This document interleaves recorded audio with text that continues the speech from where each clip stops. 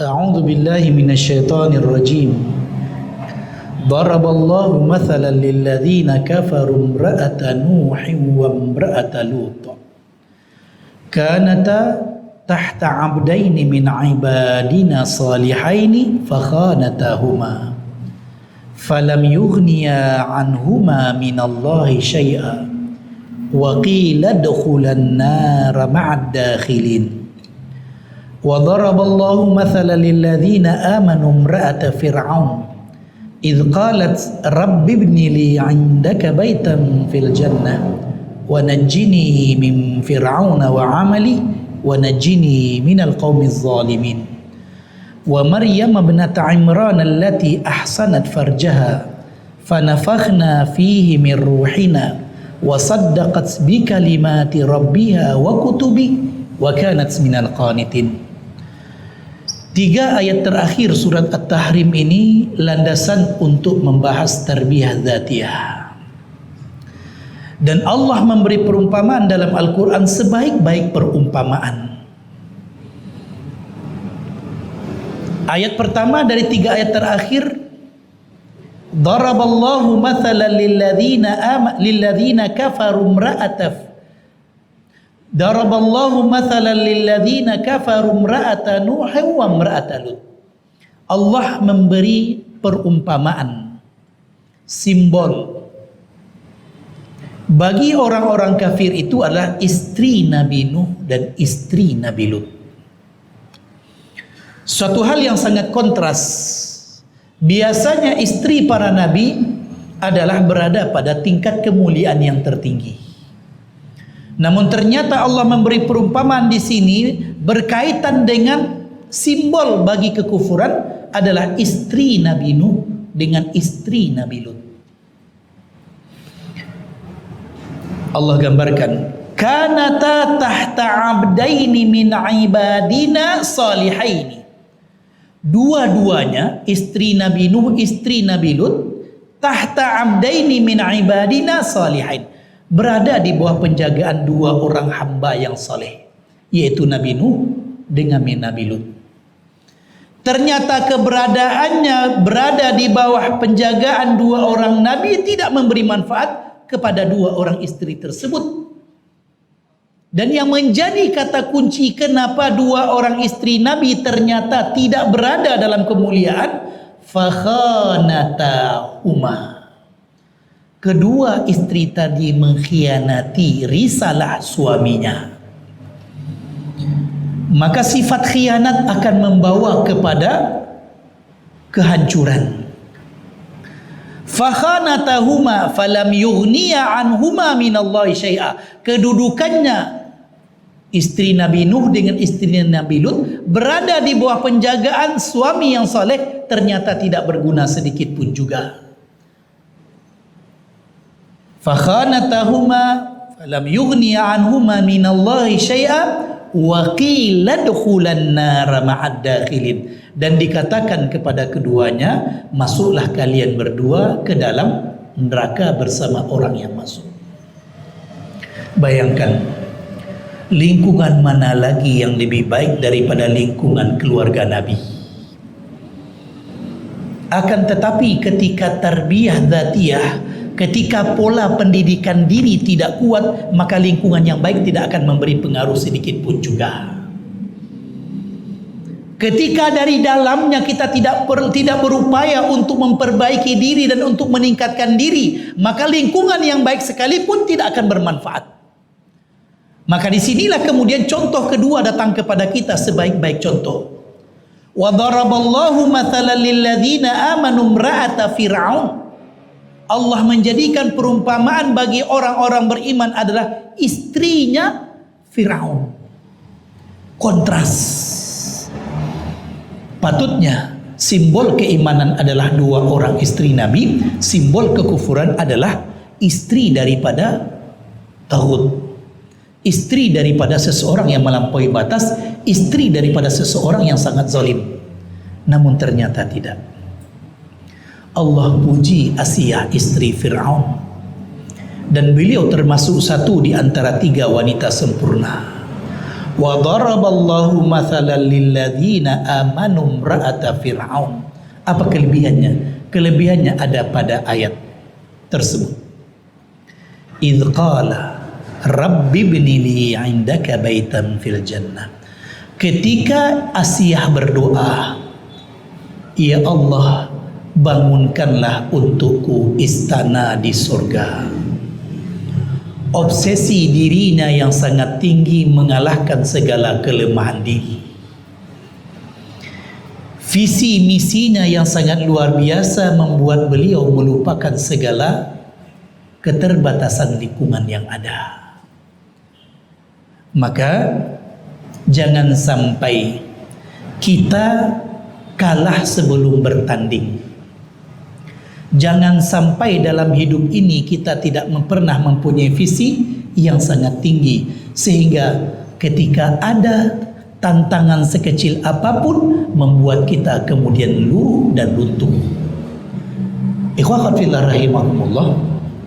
Wa daraballahu mathalan lilladzina amanu imra'ata fir'aun idz qalat rabbi ibni li 'indaka baitan fil jannah. Apa kelebihan dari Asiyah?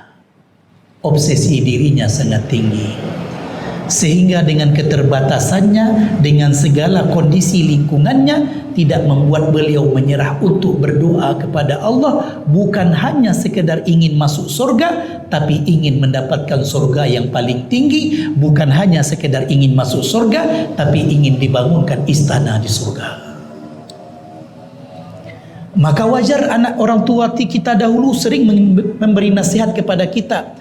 Kalau ingin punya cita-cita, jantungkanlah cita-cita setinggi langit.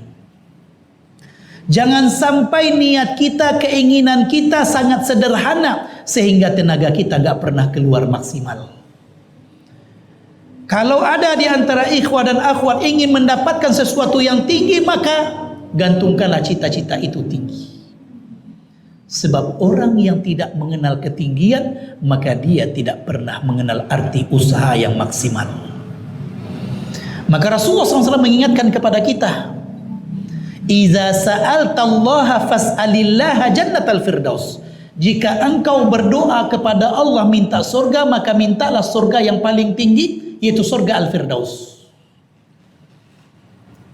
Jujur, kalau dengan segala keterbatasan kita sekarang, kalau dengan pencapaian kita hari ini dari ibadah, dari keyakinan dan keimanan, apakah kita akan sampai kepada surga al-firdaus? Rasa-rasanya mustahil. Tapi kita diajar, kalau ingin berdoa, kalau ingin minta kepada Allah, maka mintalah yang paling tinggi. Iza sa'altallaha fas'alillaha jannatal firdaus. Kalau engkau minta kepada Allah, maka mintalah surga yang paling tinggi. Oleh karenanya ikhwah fillah rahimakumullah, dalam hidup kita punya obsesi. Kita mesti punya obsesi. Dan jangan sampai keinginan kita, obsesi kita untuk dunia begitu tinggi, tapi untuk akhirat berada dalam kondisi yang sangat rendah. Ikhwah fillah rahimakumullah, apa analoginya? Singkatnya seperti ini. Kalau seandainya dengan segala ibadah yang dibukakan kepada kita, ada solat duhanya, ada bacaan maksurat paginya, ada solat fardunya, ada solat rawatibnya, ada yang banyak lagi. Lalu kemudian yang terjadi di kita ternyata adalah pilihan. Kita ambil ini saja, rasa-rasanya ini saja yang kuat. Padahal kalau kita bawa dalam analogi dunia, kalau ada seorang yang bisnis, kalau ada seseorang yang berniaga, pagi dia ketemu dengan kliennya, dapat keuntungan kira-kira dengan klien tersebut sekitar 10 juta. Kalau dia bertemu dengan orang kedua di tempat lain agak jauh, tapi dia mendapatkan keuntungan 15 juta. Kalau dia bertemu dengan klien lain pada waktu lain, pada waktu hari itu juga di tempat lain yang agak jauh, dia akan mendapatkan keuntungan sekitar 20 juta.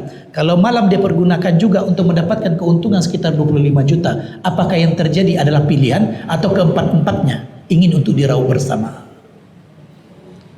Rasanya orang yang bisnis pasti keempat-empatnya, biarlah letih asal untungnya besar.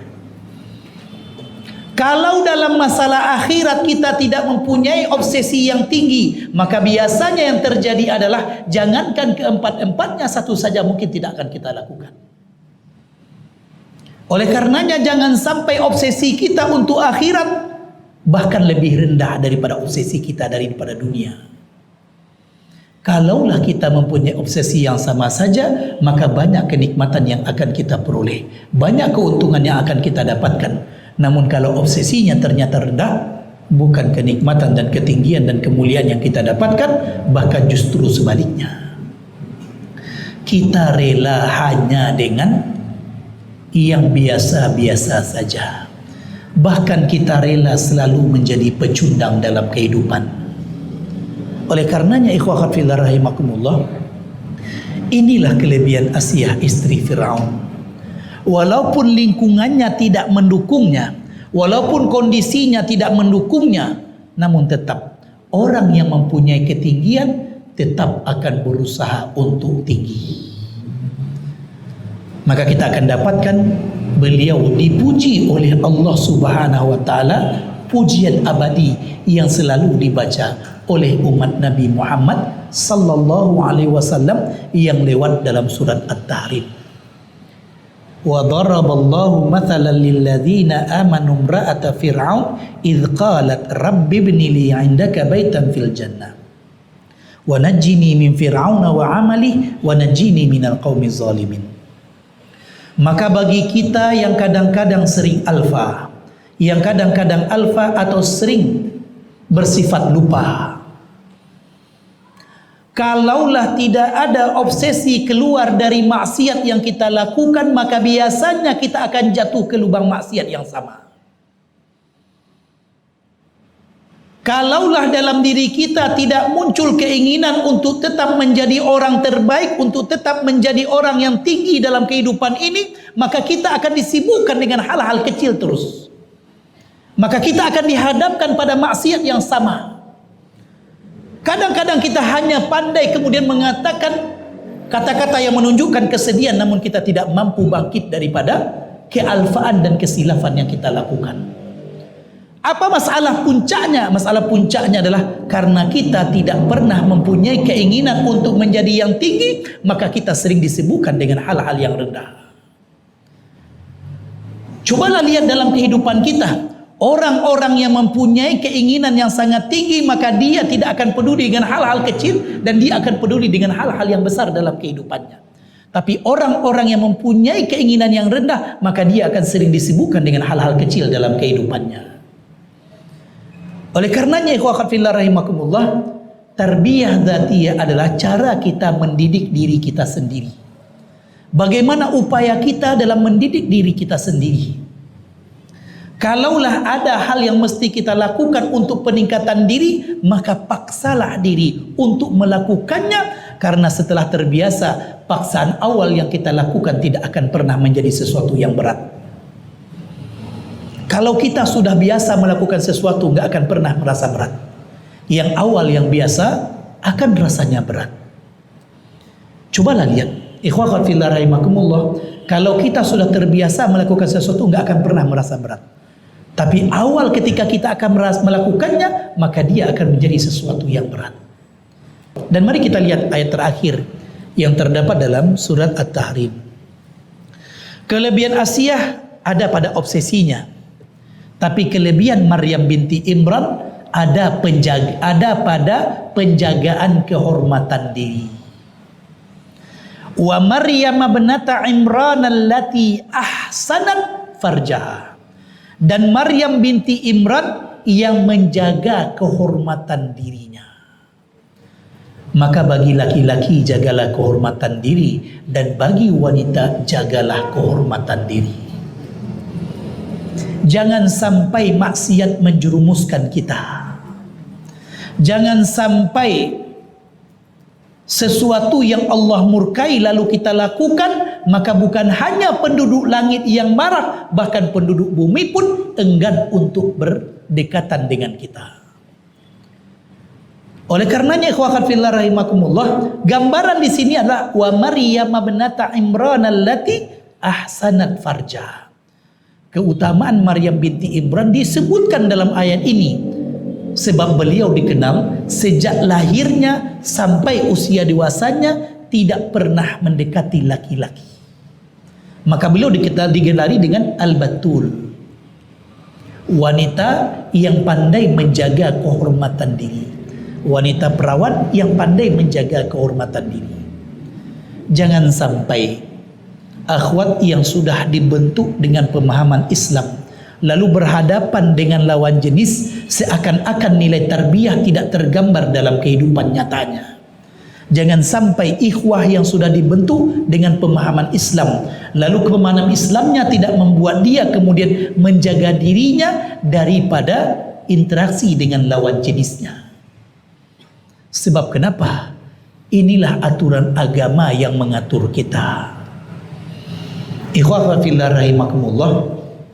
Maka kadang-kadang yang terlontar dari orang luar di antara adalah ungkapan yang kadang-kadang membuat kita nggak tenang. Dan jadikanlah kedudukan kita sebagai cara bagi kita untuk lebih menjauhi maksiat-maksiat yang ada. Inyo laik cok ka masaji, tapi kadang-kadang jo cewek, kadang-kadang tidak ada batas. Itu ungkapan yang menunjukkan ada sesuatu yang kontradiksi yang terjadi dalam kehidupan seseorang. Maka oleh karenanya ikhwah fillah rahimakumullah, bagi akhwat, jadikanlah jilbab lebar yang menutupi aurat kita cara kita untuk menjaga secara eksternalnya agar kita tidak pernah mendekati sesuatu yang tidak Allah ridhai. Sebab kenapa? Ikhwah fillah rahimakumullah, ada satu benteng terakhir yang mesti kita jaga dalam kehidupan kita. Benteng itu adalah rasa malu. Kalaulah rasa malu ini yang hilang dalam kehidupan kita, maka apa yang disampaikan oleh Rasulullah SAW kepada kita, iza lam tastahi fasna' ma syi'ta. Jika tidak ada lagi rasa malu, maka berbuatlah sekehendak hatimu. Bukan perintah itu, tapi menunjukkan kalau masa malu itu yang hilang, maka biasanya orang tidak akan pernah malu lagi untuk berbuat salah. Tapi selagi rasa malu itu ada, walaupun imannya sedang turun, maka dia akan terhalang untuk melakukan maksiat yang ada. Maka ikhwah fillah rahimakumullah, idza lam tastahi fasna ma syi'ta. Dan kita lihat Maryam binti Imran adalah seorang wanita yang sangat kuat rasa malunya. Dan kita lihat juga bagaimana Rasulullah SAW juga berkaitan dengan rasa malu. Bahkan dikatakan sebagai garis pingitan menunjukkan bahwasanya Rasulullah SAW sangat menjaga kehormatan diri. Ikhwah fillah rahimakumullah. Wa Maryam ibnata Imran allati ahsanat farjaha fanafakhna fihi min ruhina wa saddaqat bi kalimati rabbiha wa kutubi wa kanat minal qanitin. Ujungnya adalah Maryam binti Imran adalah seorang wanita yang sangat tunduk, qanitin. Apapun yang Allah perintahkan, apapun yang diperintahkan kepadanya, maka dia termasuk adalah orang yang tunduk. Dapat kita bayangkan, Nabi Zakaria saja heran dengan Maryam binti Imran, karena langsung hidangan makanan disediakan oleh Allah Subhanahu wa taala untuknya. Padahal Nabi Zakaria kita tahu bagaimana kedudukan dan ketinggian yang beliau miliki karena seorang nabi. Oleh karenanya ikhwah fillah rahimakumullah, di dalam jemaah ini masih banyak orang yang bisa kita jadikan sebagai teladan. Di dalam jemaah ini masih banyak orang-orang yang ketika kita melihat dia mengingatkan kita kepada Allah Subhanahu wa taala. Maka jangan pernah lupakan poin ini. Ketika kita melihat seseorang lalu menyadarkan tentang kesalahan yang kita lakukan, atau kemudian obsesi di dalam diri kita kemudian meningkat, maka dia merupakan sebaik-baik teman. Ikhwah fillah rahimakumullah, seringkali yang menjadi keluhan adalah ketika usia kampus kita, banyak hal kebaikan yang kita lakukan, banyak ibadah yang bisa kita lakukan. Namun ketika kita sudah berada di kampung halaman kita, maka hal itu kadang-kadang semua seakan sirna dan hilang sedikit demi sedikit. Kata kuncinya adalah orang yang pandai menata diri, dia tidak perlu khawatir ditempatkan dimanapun juga, karena dia akan pandai memanfaatkan waktu dengan baik. Oleh karenanya poin ini yang sangat penting untuk dijaga. Khawafillah rahimakumullah, maka kita akan lihat juga Umar bin Khattab radhiyallahu anhu, atau seorang sahabat yang diutus, Mus'ab bin Umair. Mus'ab bin Umair pada waktu jahiliyah dikenal sebagai, minta maaf ya, pemuda parlente yang mungkin beliau anak orang kaya. Ibunya sangat menyayanginya. Dan kebiasaan beliau adalah pakai pakaian yang sangat bagus, sampai-sampai jarak 10 meter, 20 meter, bau harumnya Mus'ab bin Umair itu tercium oleh orang lain. Pemuda itulah yang diutus oleh Nabi Muhammad SAW ke Madinah untuk menyebarkan dakwah Islam. Ikhwah fillah rahimakumullah, beliaulah yang diuji dengan ujian ibu yang sangat beliau sayangi. Ibunya mogok makan. Ibunya mogok makan agar Mus'ab kembali kepada agama orang tua. Apa yang dikatakan oleh Mus'ab bin Umair?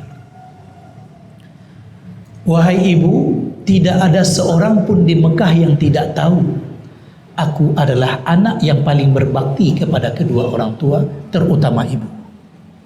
Jadi dari dulu orang tahu bahwasanya Mus'ab bin Umair anak yang paling berbakti kepada kedua orang tua, terutama ibunya. Kalau ada simbol bagi anak yang berbakti, maka Mus'ab bin Umair lah yang dipakai oleh orang dahulu. Namun ketika cahaya Islam sudah masuk ke dalam diriku, wahai ibu, kalaupun engkau mempunyai nyawa 100 buah, satu persatu keluar di hadapanku, tidak akan membuat aku kemudian meninggalkan agama ini.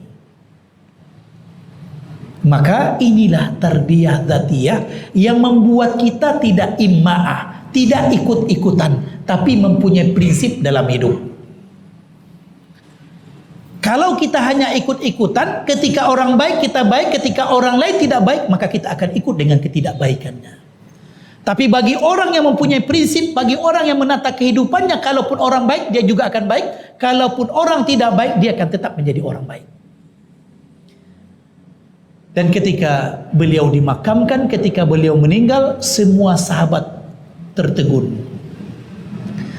Kain penutup tubuhnya, kain kafannya tidak cukup. Padahal dia bergelimang dengan kenikmatan dahulu ketika masih hidup, ketika usia muda. Namun ketika dia meninggal, ditutup bagian atasnya, terbuka bagian bawah, ditutup bagian bawahnya, terbuka bagian atas. Sehingga sahabat mencucurkan air mata. Iman nggak akan pernah bohong. Iman kapanpun juga pasti akan memberikan bukti yang sama. Iman ketika ada pada zaman Nabi Muhammad SAW, dia akan memberikan bukti yang sama. Iman pada zaman sekarang juga akan memberikan bukti yang sama. Sebab kenapa? Buahnya sama, sebab batangnya tidak berbeda. Oleh karenanya ikhwah fillah rahimakumullah, ini di antara hal yang patut untuk kita jadikan sebagai hiasan diri selalunya. Jadilah kita sebagai orang yang tetap menjaga keistiqomahan. Kenapa kita perlu mentarbiyah diri kita sendiri? Karena istiqomah itu mahal. Kenapa kita perlu menjaga tarbiyah diri kita sendiri? Karena untuk mendapatkan husnul khatimah itu tidak mudah. Oleh karenanya kadang-kadang kita diuji. Rasa-rasanya amal kita sudah banyak, lalu kita berikan amal ini kepada junior-junior kita. Tidak. nggak pernah ada seorang pun yang akan merasa cukup dengan amalannya. Sebab kita tidak tahu di antara amalan mana yang diterima oleh Allah Subhanahu wa taala dan mana yang ditolak.